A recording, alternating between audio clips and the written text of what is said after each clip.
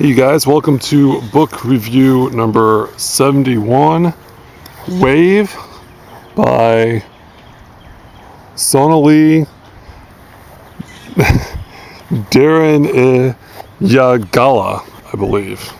I'm sure I butchered that. Anyway, I'm going to do this book review a little bit different than I have some of the previous ones this is me, I am here, by walking around while I review the book. So this book is about the 2004 tsunami that happened in the South Indian Ocean, specifically at this nice lake here. Specifically the how it related to one family and particularly one woman, the author, along the southern coast of Sri Lanka. Now, as you can tell by the name, this woman is native Sri Lankan. And in general, it kind of covers her psychology of recovering after she had lost her entire family. Her family being made up of Vikarai, I believe, which is Vic, is what the short name they called him, and Mali, which is actually Malli, and is a boy. So she had two boys, and then her husband, Steve, who was English, all died in the tsunami. It hit this area. Now I will have to say, this is the point where we come to a little bit of criticism here.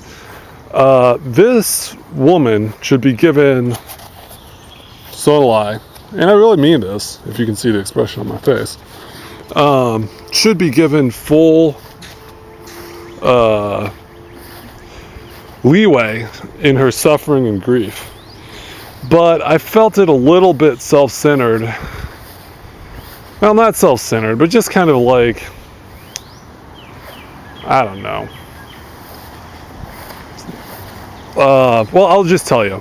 The entire book is basically based around how she feels after the death of her children, and never really focuses on her trying to reach out to other families, never really tries to bring what happened to her into any sort of larger social context.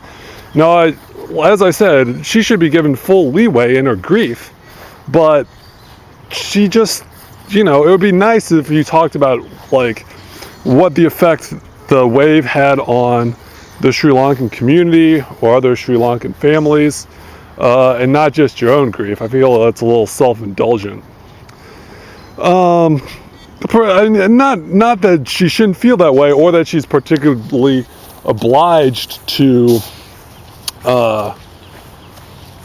feel that way or volunteer or reach out for any social context. But if you're going to write a book about it, it would be nice if, there was some context there. Now, that being said, this is a very emotional book, justifiably so. She recounts all the memories she had with her children, and largely after the tsunami, she would go back to her house, either in Colombo or her parents' house. I should also mention that, to add to grief and to make me look like an even worse person, her family, or her mother and father, were also on this vacation that they were taking to Yala, which is the area of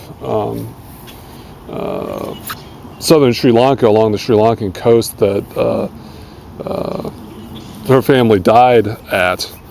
Her parents also died there too. So largely what the book is about is her visiting Colombo and recounting memories, but not in a good way, in a very sort of traumatic, like, this reminded me of this person and it sent me into a frenzy, or this little thing in England recounted me on this incident with my children or with my husband. And we get kind of her personal history and kind of the bellicoseness of her family. And in a way, you kind of also get a little bit of Sri Lanka, but it really has no larger context other than a book about her grief. That being said, towards the end of the book, and to her credit, she I don't want to say gets over because that's the wrong word, but it comes to some sort of state of grace, if you will, with her suffering, and is able to deal with it on a more kind of, on a way that allows her to live her life like a daily human being, not just like, a complete wreck like she was for basically 5 years after the disaster happened. I mean, she would mention things like, she'd go into alcoholic stupors, or she'd Google different ways of committing suicide, or what else? Just look at pictures of the waves, or just dead people, or graphic ways for people to die, just a sort of like cold morbid thing. The family that rented her parents' house in Colombo after the tsunami happened, after her parents had died, her brother rented a house to a Dutch couple, and she would stalk this Dutch couple and like knock on their door and just basically be like a little bit of a crazy person, which she said was the case in the book. But really, the biggest thing is, and I guess the book that I would compare it to is Not Quite Paradise, a book I reviewed a little bit ago, where the author of that book, whose name I can't recall right now, was not involved in the tsunami directly, so she didn't have as strong of emotional ties, even though there were people that she knew. But what she really recounted was from the top end of the economic scale, or at least the professional class, which this woman was in, Sonali, or the most sort of not untouchables, but kind of poverty-stricken people. There are quite a few of those in Sri Lanka. How they helped out one another and kind of came to each other's aid in the larger social context. In this, you kind of see her family do that for her, but there's no give and take other than what her opinion on it is. Now, losing your child and losing your husband is terrible, but at some point there just has to be some sort of larger context rather than a rant about how much you suffered. That's not really a book. That's kind of a self-indulgent rant. Now, if it helps other people get over similar tragedies, well, I guess there is a purpose then. But to me, this book was, it gave a lot of memories, and I guess I've never just been, both of my parents are still alive. Never been through an event like this. All my siblings are still alive, but a little bit self-indulgent. But still, I don't know. I'd recommend it if you're going through a tragedy or something. That's really what it's more for people, not about the actual disaster itself or the state of Sri Lanka, or